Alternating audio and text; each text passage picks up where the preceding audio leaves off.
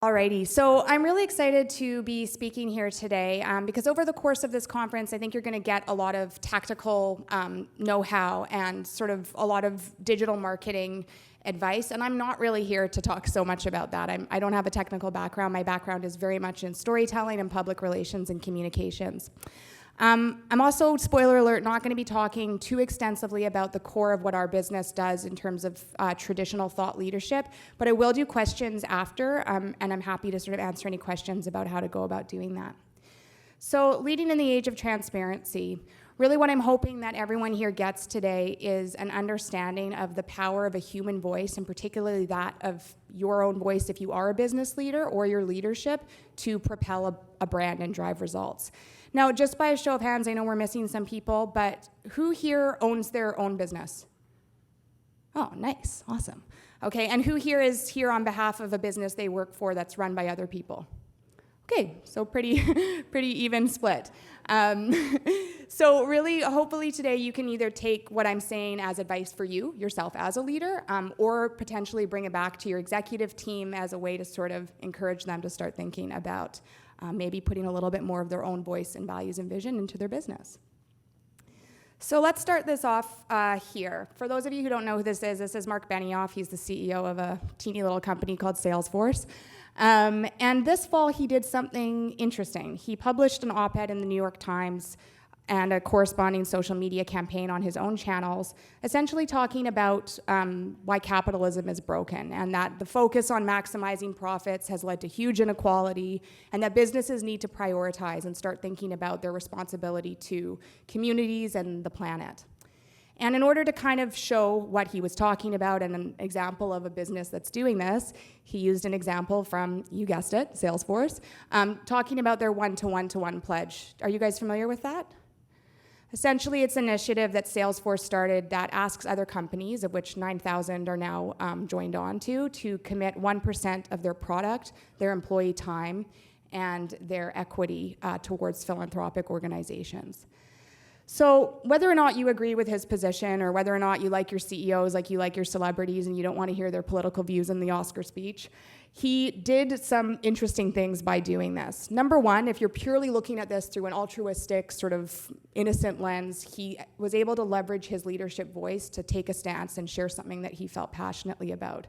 But in doing this, he also sort of shared his own vision and values and aligned Salesforce with that kind of more progressive ideology and brought a sort of more humanitarian and human face to a large tech business, which might not have been perceived in that way otherwise. He also got a ton of press. You can imagine this sent huge ripples through the business community, and he was able to use that to leverage an opportunity to really share a story about the one-to-one-to-one pledge and the significance of that. And there's lots more examples that we're going to see today of this at the far end of kind of CEO activism and thought leadership, as well as more kind of subtle and benign and gentler approaches to this. So let me tell you a little bit about myself really quickly. Basically, for the last decade, I've been working with leaders of emerging startups as well as very established global enterprises. And we describe what we do in a bunch of different ways. Thought leadership, social media for CEOs is a huge part of what we do, leadership branding, or executive communications. And really, all these things are true, but the most important thing is that our business is actually built around this concept, that your values and your vision and your voice matter, and that they can actually be utilized to really drive results for your business, no matter what size your company is. Everyone in this room has a story, and everyone in this room has issues that they care about. And chances are there are people out there, people who are important to your business, be they prospective customers, investors, partners, or customers, who care about those issues as well. And it's never been a better time to think about using an individual's voice to reach them. I'm sorry, he made it into the presentation. We thought we were going to get a break. Wah, wah. So we are living in this new era, and I included him because we are living in an increasingly politicized area, and I think a time of a lot of political uncertainty. In fact, who here has kind of felt a little bit uncertain about what's happening in the world, even in the last day alone? Yeah, okay, exactly. So what that means for business is that on some level as consumers, we actually are looking for examples of strong leadership we can trust. people whose values we relate to and that resonate with us. And a result of this kind of increased political environment we're all operating in, where you see it really play out in the States between Democrats and Republicans, or here in Canada, maybe between the energy sector and the environment and clean energy sector, is that we have as consumers also become increasingly entrenched in our values. So we care more about the things that maybe we once were like, yeah, I kind of care about climate change. Maybe we care way more about that now, or maybe we don't. But what that means for businesses is that if you can kind of tap into that, and you maybe also share those values or those viewpoints as a leader, you can really create loyalty and connect with your customers by sort of tapping into that. Because we as consumers want to see our values reflected in the organizations we give money to, we work to, or do business with. And finally, we've talked a bit about this morning, but digital has really blurred the lines between what is private and what is public, what is personal, what is professional. So now more than ever before, we can find out the values and ethics of the organizations we are purchasing from or doing business with. And if we see something that a leader believes in or does that we don't like, it's likely that they're going to lose them as a customer. And you've probably seen examples of that in the last year alone. So what we've seen with this is that the role of the leader in particular in this, not just the brand espousing values and vision, but the leader has become increasingly important. And I have a bunch of resources I'm happy to share with any of you if you kind of need them as proof points to talk to your execs. But here are just a few. So according to a LinkedIn survey of people surveyed there, 80% believe that thought leadership can increase trust in an organization. Weber Shandwick did a CEO reputation survey where respondents all agreed that a CEO's reputation is actually directly responsible for 44% of the company's market value. So your voice as a leader does matter, especially with some of these bigger organizations. And then finally, Sprout Social revealed a survey where 2/3 of folks asked said that a CEO on social media, so going out of their way to kind of use their voice, were better representatives for their companies than CEOs who weren't. Now, surprisingly, even despite all those compelling metrics, only 54% of CEOs, Fortune 500 CEOs, are actually on social media. So I do not want you guys to hear that and think, oh great, I'm among friends, I don't have to do it. If anything, I hope you see that as an opportunity. This is still a fairly nascent space that you can really leverage to your advantage if you're willing to try it. So why do it? There's lots of reasons that we're going to discuss, and we won't get to all of them today, but what I really am hoping to share is just some examples of leaders who are kind of bringing their voice to the business and showing how it's driving results, both from that kind of more benign spectrum all the way to the activism realm. So the first is around owning your message. I'm sure none of us have heard anything about these guys in the last few days. Now, they're not business leaders yet, although I guess they're allowed to be now. But I thought this was such a great example of utilizing an owned channel because partly due to their distrust in the media, they avoided taking their story to the media, and instead they released it in a very calculated and strategic way themselves. So they announced that they wanted to leave the royal family on Instagram. They launched a website with all the questions anyone might have answered, and in doing so, they sort of set the stage and controlled their own narrative. Now, it helps they started with however many million followers, but there's still value to doing this as a smaller business in terms of owning your narrative and potentially filling in the gaps if you can't maybe get traditional media placements yet, or you can't afford to work with a PR agency. And we also see in the landscape that increasingly owned is being perceived of as the new earned. Don't get me wrong, everyone who comes to us still wants to get op-eds placed in all the publications that we work with, but we will always push back and say do not ignore the channels that you control yourself because they are great for building a loyal, owned audience, and you can sort of have a lot more editorial control as to what you're putting out on them. Just some stats to prove this kind of trend and pivot towards focusing on owned. We know, for example, that for a second year in a row, access to resources is one of the biggest challenges in journalism, with over 1/3 of outlets continuing to face layoffs. Difficult time to be in the media. 2019 was also a historical year for digital advertising in that social media ad spend surpassed print for the first time. So again, we see people investing more in advertising on channels they can control versus relying on third-party outlets. And finally, we know that more and more people, like it or hate it, are joining social media. By 2021, it's projected that almost 3.1 billion people will be on social.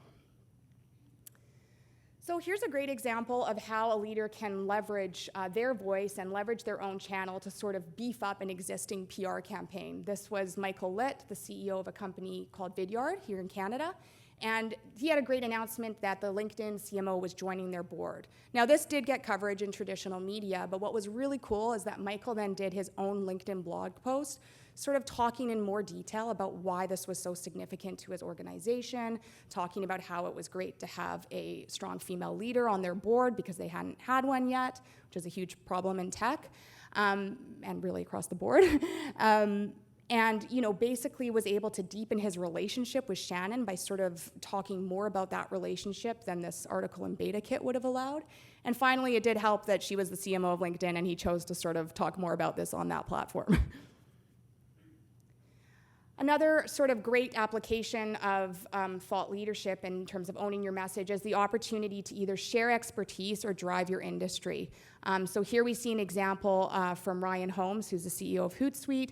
He's not directly talking about Hootsuite's product here, but he is sharing an article and his views on the secrets to the success of China's social network.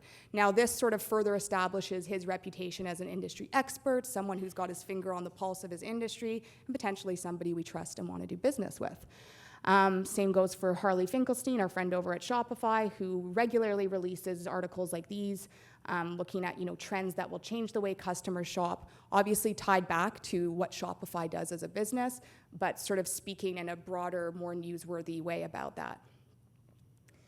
Humanize your company. So we talked a lot about this morning, and we can kind of burn through this, but this is a great example of what Manjeet was talking about in that it's important for businesses to have a face.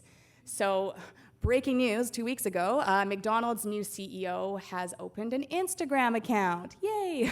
You can follow him over at Chris K. McD. And what's interesting about this is that, first of all, as you can see, one of the reasons behind this was to sort of bring this human face to McDonald's, erase maybe some of the scandals their previous executive team had, and sort of bring a kind of fresh perspective using an individual's voice. As far as I know, I don't really associate any face with McDonald's beside Ronald McDonald, and I think he's really creepy. So maybe I'd rather look at this guy and follow him on Instagram. But what's also interesting is that if you follow him, he shares a lot of stories about the community and McDonald's partners. Now, these are things McDonald's could share on their own accounts, but it's much more powerful coming from a human and who can sort of speak to those relationships and, again, position McDonald's maybe as less of a sort of big golden arches company that we don't trust, but an organization that actually has an engaged and visionary leader at the helm. It's all about trust. So Edelman, if you guys haven't checked it out, releases this thing called the Trust Barometer every year. They actually just released their 2021 like yesterday, so I didn't have time to sneak it into the presentation. But here's some numbers from their 2019 report where they look at kind of how organizations build trust and why that's so important for some of the reasons we've talked about. So really interesting, majority of respondents of I think the 33,000 surveyed said that knowing a CEO's values really helps build trust for an organization, knowing that they've overcome obstacles to become successful, and also knowing their kind of personal success story. What Manjeet said this morning was a great example of that. She shared kind of her journey, and therefore sort of we know more about that brand and the true meaning and values behind it. Whoop. This is a great example of that. I love this brand. Is anyone familiar with Knix here? Yeah. All right, ladies. So Knix is a female underwear company and or undergarment company, and it's led by this lovely lady here, Joanna Griffiths. And what's really interesting is this is a perfect example of how being imperfect and being authentic and showing vulnerability can be so powerful to engage a stakeholder relevant to your business. So here she is outside of their Vancouver store opening, which happened in December, and she's not saying, here's our new store, it's so great, come check it out, buy these underwear. She's actually just sharing this personal story about what a significant moment this was for her in terms of not feeling imposter syndrome and recognizing that she was able to call herself a CEO and how she struggled with that as a woman in business. Now, in reading this, as a woman in business, that really resonates with me. So you can see here that this is a great example of a CEO leveraging their personal story and getting humble and getting authentic and showing vulnerability and obviously benefiting her brand in the process, but in a little bit more of an indirect and nuanced and human way. Inspire employees. This is huge. This is one of the most significant applications of thought leadership in what we do, and with a competitive job market, this is becoming increasingly important if you're looking to attract and retain talent. So 60% of employees surveyed in Brunswick's Connected Leadership Report said that they would check an executive's social media before joining a company, and I will confess, I would totally be one of those people. It's a great way to highlight diversity and inclusion in your organization. We'll use Jo as an example again. Here she is talking about the growth of Nix and their success, so great proof point for Nix, but also talking about how it's a female-led and female-focused brand. Now, if I care about that in terms of wanting to work for an organization where that's a priority, this is obviously going to speak to me and help with recruitment in that way.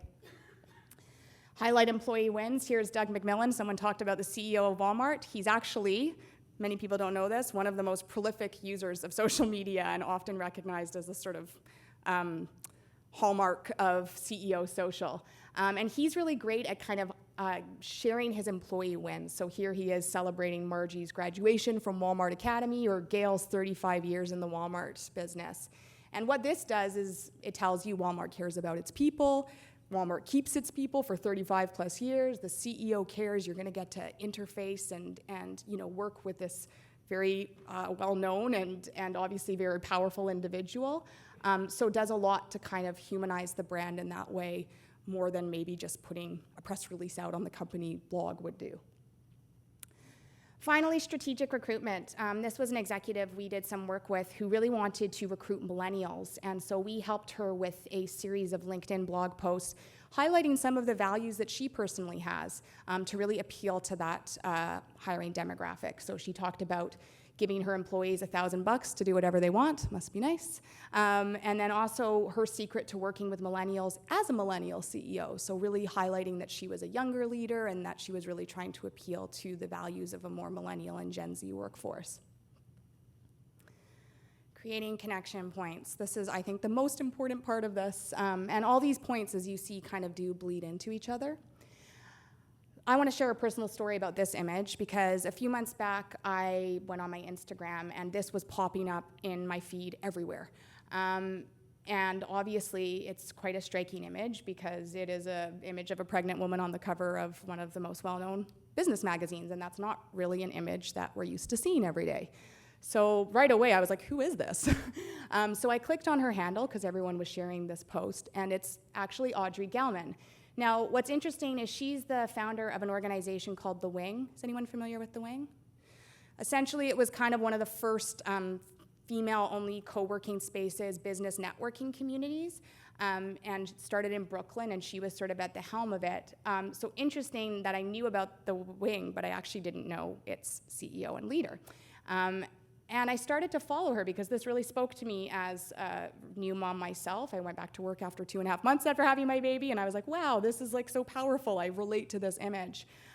And what I ended up seeing is that she shares a ton more about this experience. So here she is in LaGuardia Airport in a room for breastfeeding, and she's sharing this image of all these other women who have left Post-it notes for other women, messages of support, and talking about, how they're going to get through maybe the first early weeks of motherhood and how trying that is.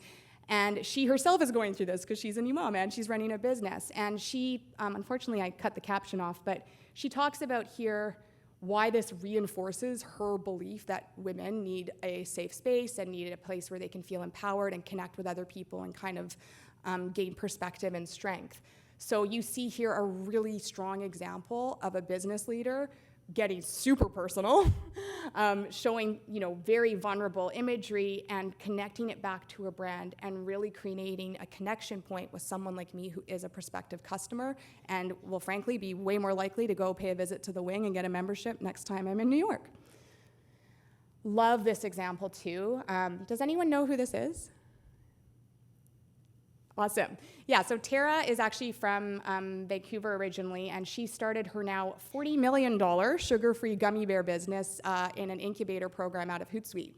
called The Next Big Thing. And I got a chance to meet with her in the early days of her company. And what struck me as really interesting about Tara is from the very get-go, she had a very clear understanding of her why. We talked a little bit about that this morning, right? Understanding your why and who you're trying to reach. And she has been very clear in sharing that from the get-go. So she loved eating candy with her grandma. Her grandma was a diabetic, and she wanted to create a way to still enjoy that ritual, but in a way that wasn't hurting her grandma's health. And as she dug deeper, she learned all about the perils of sugar and how much of an issue this was, and that sort of motivated her to launch what is now a wildly successful gummy bear company. What is so interesting about this, I know she's also 22, so hands up if you feel really unaccomplished at this point in your life now. So what is really interesting about this, though, is she shared her why. And it really struck a chord with the people she was trying to reach. And what ended up happening is they started sharing their why back with her, why this was so important to them and why they really valued these gummy bears and how much it had changed their life having access to a healthy stack. People reached out from the diabetic community to talk to her. And it's really a full circle thing here because this is her Instagram, and she ended up aggregating all those whys from other people that connected to her initial why. And now she's created this amazing wall of why for herself. So you really see here a full circle connection of a leader connecting with their customer base, connecting on a sort of noble purpose or a why, and that full circle in this image here. So here's where things get interesting. Basically, this new trend towards CEO activism is something that we are seeing a lot of.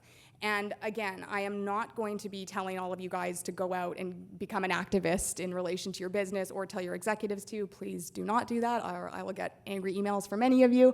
But I would like you to consider that if you do have a cause you care about, or your business maybe does align with a potential cause out there that might be of relevance in this day and age, to consider that there may be an interesting opportunity to leverage that and to show you some examples of people who are doing that. We are seeing this trend, again, this is from the Trust Barometer from last year, really grow. So 76% of respondents in this survey said that CEOs should take the lead on change rather than waiting for government to impose it. And here, as you see to the left, all these different issues are areas where people feel that business leaders can affect change. Now, some of you may be like, I'm a small business, I'm not going to change the world yet. Hopefully you're not thinking that, you totally can. But there is some value in actually thinking about these are the issues that many people care about, either pro or against, and there could be a way to sort of incorporate that into your communications and marketing strategy that can be very powerful because these things are very high stakes. This is such a big trend that we're actually seeing this manifest at sort of the very kind of top end of business. The Business Roundtable is an organization of 181 large companies from Apple to Walmart, and their leaders met recently and basically decided collectively that shareholder value is no longer the biggest sort of obligation that group that the CEOs have the biggest obligation towards. They outlined 5 other pillars. I can't remember all of them right now, but they include community, planet, employees, of individuals or stakeholder groups that CEOs actually have a responsibility to deliver value to. So you see this transition happening across business where you do probably see more businesses having a social responsibility component. But what's unique here is that we're actually seeing this really focus on the leader and the leader's role in pushing that trajectory or conversation. Once you see this, you're not going to unsee it. So there's examples of this everywhere. Here's Emily Weiss, the CEO of popular makeup brand Glossier, and she's obviously thrown her name behind several other businesses in this newspaper talking about reproductive rights. Now, the key thing here is that this makes sense, again, for her customer base, predominantly women, and she's talking about their kind of rights to control their own bodies and make choices. There are obviously going to be people, this is a hot button issue, who do not agree with this, and there's going to be pushback, and she did receive pushback from this, even in her comments, but she obviously weighed out the risk to benefit ratio and decided that this was an issue she cared about, and the customers she wanted to appeal to, and the stakeholders she wanted to appeal to, were ones who cared about this issue too. Quick little example from Toby over at Shopify, the CEO there. He's obviously very passionate about the environment, and here he is kind of lending his voice to talking about their new environment and sustainability fund and their commitment to donate to it. So mark my words, you're going to go on your social after this, you're going to see all sorts of examples that you might not have noticed otherwise. So the final point here is that, look, we are running businesses, right? And this needs to make sense. Would be great if all of us could just go out and talk about the things we care about and feel and want to change in the world, but we also got to make money and we also got to run a business. I want to give an example of a company who I think really embodies a lot of what we've discussed today in terms of taking a very active leadership voice, standing behind a political issue, and it really driving results across the board for their brand. So that is Patagonia. And what's interesting is this is their CEO, Rose Macario, and as you can see, she's garnered a lot of coverage. This title, Woman Driving Patagonia to be Even More Radical. So they've really established themselves in the marketplace as a politically driven outdoor apparel brand. I'm sure Renee is going to have thoughts on this. But she also here, you can see, leveraging her own voice. She shared this great blog post on her LinkedIn talking about Saving the Endangered Species Act, and she shares a lot of kind of her views on the environment. What is interesting is that this approach, albeit risky because not everyone shares the same beliefs, has paid off in dividends for them as a company. And here's some kind of stats that I pulled from various articles and reports to prove it. So Macario took up the CEO role in 2014, and since then revenue and profit have quadrupled. They're not a public company, but the last reported public earnings were, I think, around $1 billion a year.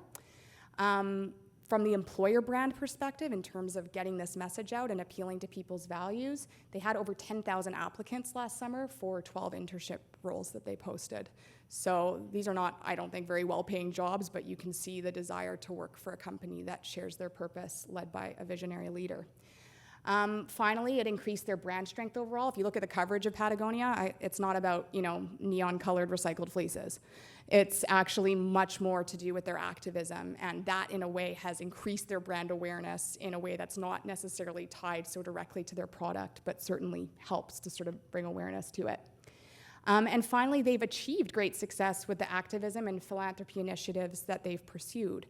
This ranges from things to they backed 2 candidates in the last federal election in the States who ended up winning, and those were candidates that wanted to preserve wildlife parks and national parks.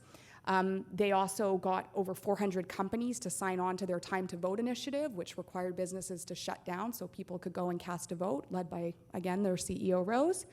And they also recently, I guess, with Trump's tax cuts, they benefited by basically getting $10 million as a result of Trump's policy.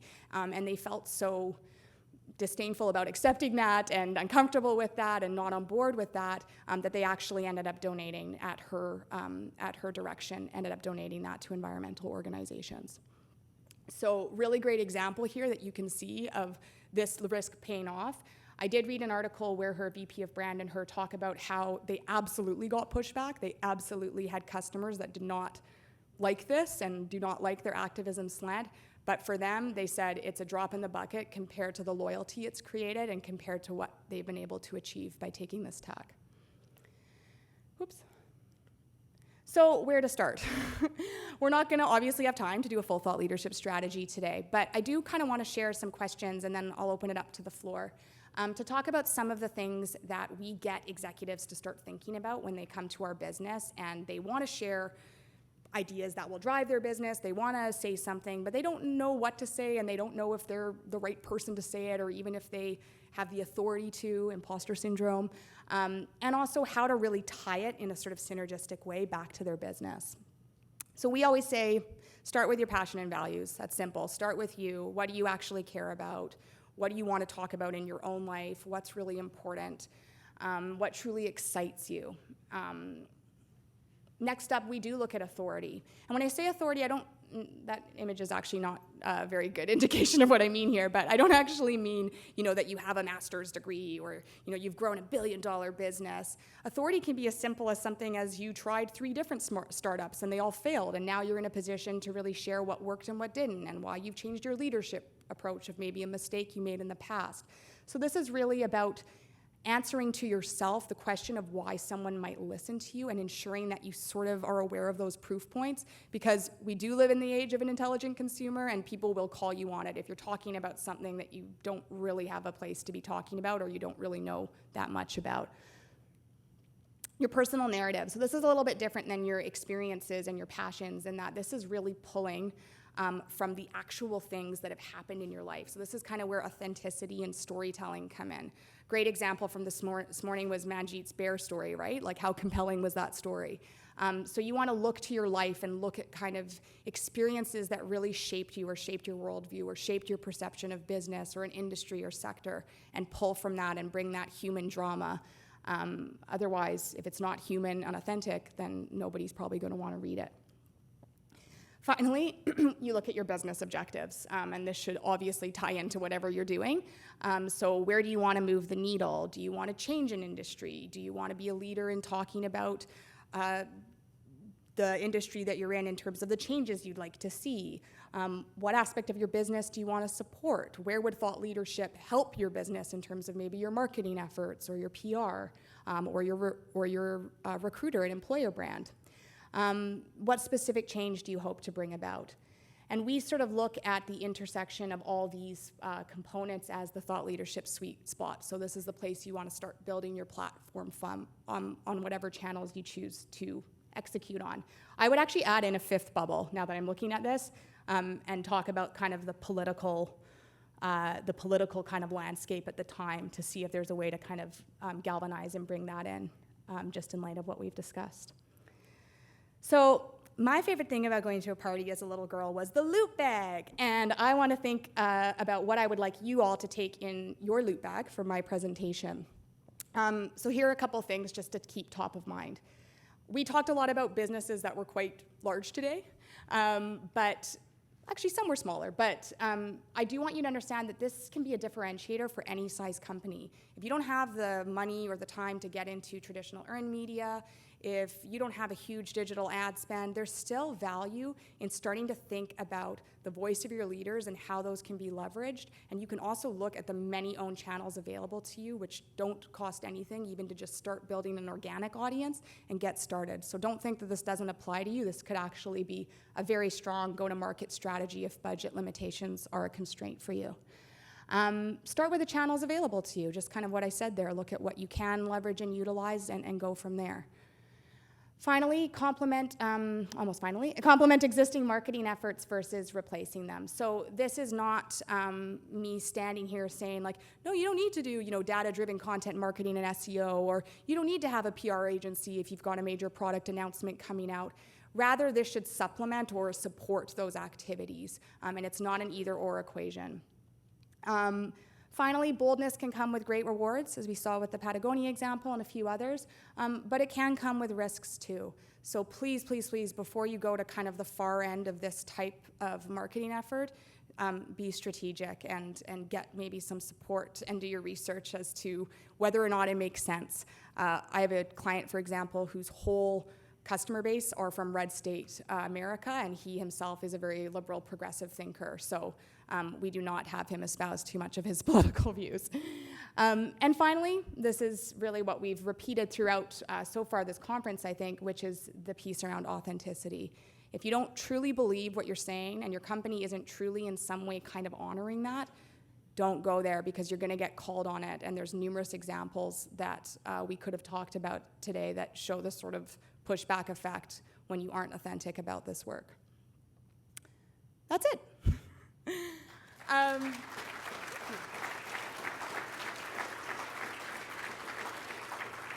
Questions?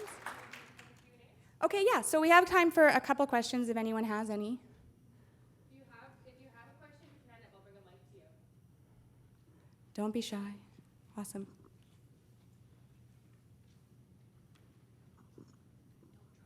I won't drop it.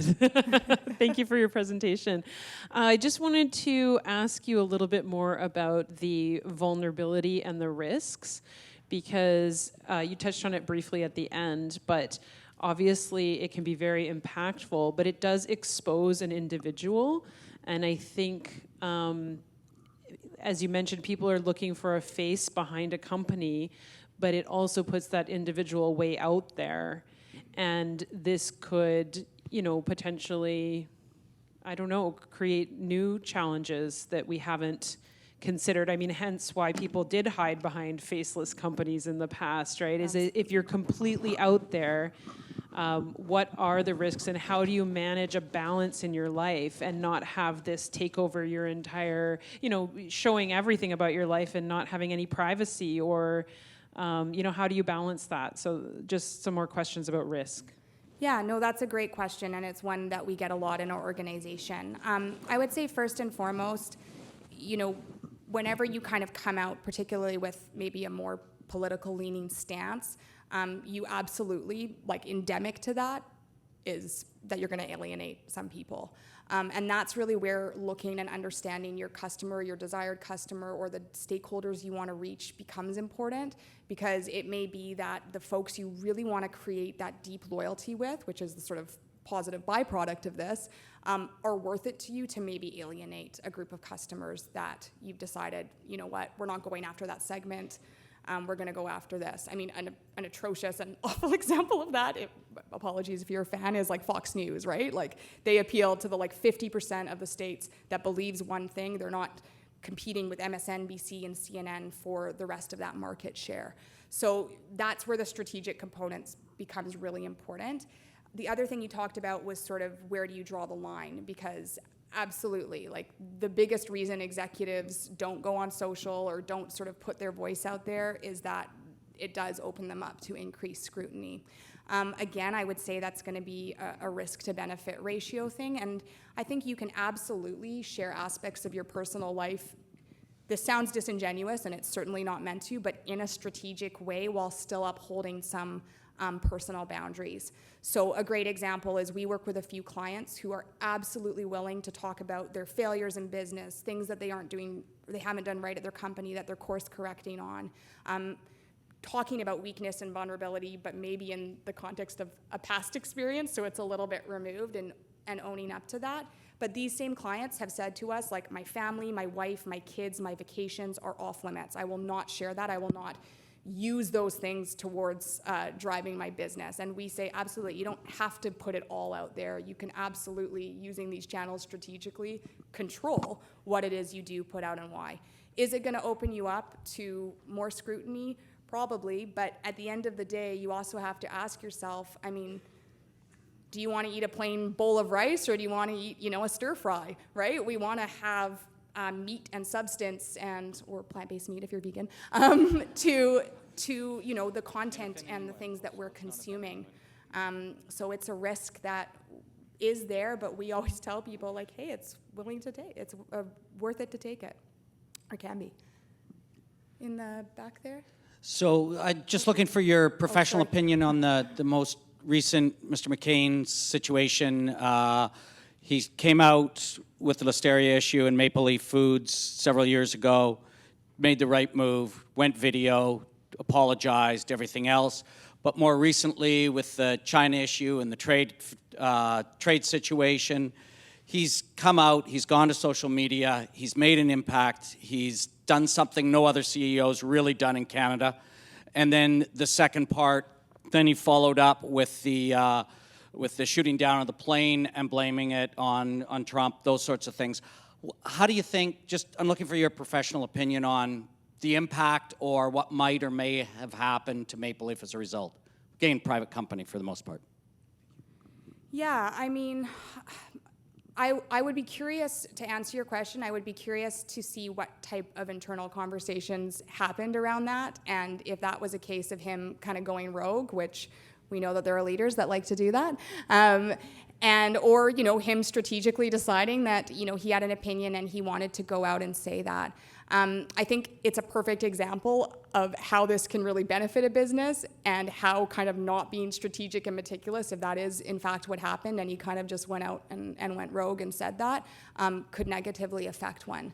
So I think it really does boil down, in my view, and I know it sounds counterintuitive because I'm saying be authentic, but I'm couching it in be highly strategic as well, and do for everything you are putting out there an assessment of what the outcome is going to be in the marketplace to the best of your ability. There's obviously going to be things you can't predict. The Gillette example we gave this morning was a great example of that, but I do think that being strategic ahead of time might have mitigated some of that pushback.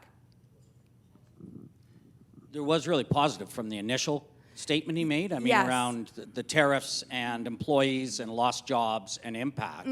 So, Yeah, absolutely. So, hi, Caroline. Nice to chat with you. Thanks so much for your presentation. My question is two-part.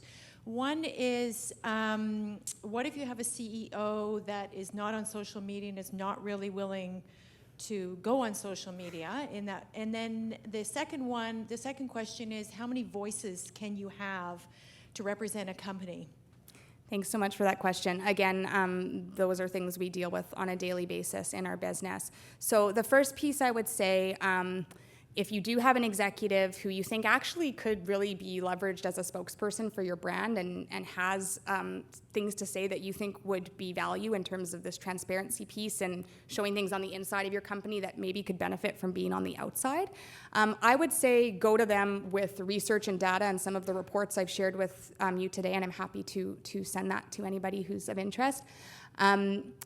But go with the proof points and say, look, like this is a potential differentiator, this is a huge opportunity, and this can be done to some of the other questions in a way that is a little bit more strategic and safe. What we've had success with, we have a few CEOs on our roster that are of the more boomer generation who think social media is really frivolous and ridiculous, and in some ways they're not wrong on some fronts. And look, they're never going to do an Instagram selfie, and nor should they. That would be kind of weird and uncomfortable. But what we can convince them of is, hey, you want to talk about business, you want to talk about expertise, you want to talk about hardcore industry news. LinkedIn is a great place to start. It's already your network in many ways. It's a place to talk about business. It's sort of the the office of social media in many ways, or the water cooler, if you will. So I think that's a great way to sort of maybe dip their feet in and get their feet wet, rather, just to show them that, look, you can still be very professional and manicured and still be sharing kind of insights from your business. Maybe they're not going to be the ones that are, posting breastfeeding pictures in the New York airport, but that's okay. Maybe it shouldn't be that to begin with. And then your second question was, can you have other people from an organization or more than one person? So I would give a twofold answer to that. Number one, in our experience, to truly build a strong thought leadership platform, which requires this integrated marketing approach we were talking about, a mixture of speaking engagements, of owned channels, of social media, of blogging, of potentially op-eds, of podcast interviews. It's a lot of resources if you really want to kind of build a prolific platform, or you want to start building that. So we tend to say, like, look, this is a commitment. We'd suggest you focus on one person. But from that platform, from that initial spokesperson, we then say, look, if you've got a person in your organization who's like a CTO, for example, and really focused on the technology aspect of a product, and you want them to speak more authentically to the engineering community, they can kind of take the umbrella platform of your main thought leader and maybe go out and speak at sort of niche events or speaking engagements or on channels that really apply to them. So I would say, my professional opinion is start with one person, because I think it is work. It's not just like, yeah, write a blog post, it'll be great. Like, you got to kind of put strategy and effort and thought into this. Our strategy process with our clients is a month long at least before we put anything out on their behalf. And then, go from there with looking at who else could be leveraged within your organization. Oh, last one, okay. Last question. Hi. Make it a good one, no pressure. Okay. How much do you think a CEO should be insulated from the negative feedback? Like, if they do a Facebook post, if they get bogged down in the comments, and what do you think should be the balance between authenticity and the need for a PR team? Like, an example would be Kevin Hart and the Oscars. Yes. He had direct authenticity, but he should have relied on his PR team a little bit more in that. Like, how would you bridge that? Yeah, great question. So the first question on the sort of troll factor, which is absolutely a troll, that is a factor. There are trolls. Do not write about climate change. You will get a lot of people responding to you. So I would say it's really contingent on the individual. If a CEO's got thick skin and they're like, Rose Marcario from Patagonia, and she's like, I don't care, like, bring it on.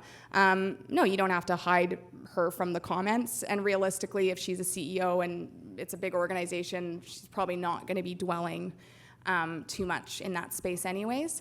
If you've got a CEO that's a bit socially fearful, there are tactics we do. We've got a kind of troll policy when we're managing a CEO's social media, where if somebody is leaving feedback that is constructive but maybe a little aggressive, we will leave it and we'll say, look, you wanted to take a stance, you wanted to share your values, and if you are doing that correctly, you are going to get pushback. If everyone's like, this is great, like, that's not actually really achieving anything, in my view. You want actually a bit of dialogue. You want people to be engaging and reflecting on what you're saying. And that's kind of, for me, the difference between like editorial copy and more kind of promotional marketing copy, which is like, everything's great, we're awesome, like, here's all the reasons we're amazing, versus like, hey, like, have you thought about this? And here's maybe where we could do better, and let's have a conversation about it, right?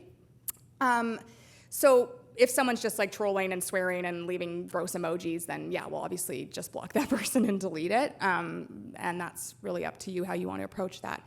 Your second question was around... Yeah, and that's where I do feel a little sheepish because, again, I think you do want to be authentic. I do think you want to bring these personal elements into your business, but I do think you do kind of want to approach it. I mean, we are a PR agency in many ways. Like, you do want to approach it from at least a place of, again, that strategic risk-benefit analysis, really understanding who you're trying to reach, why, where they are living online or offline.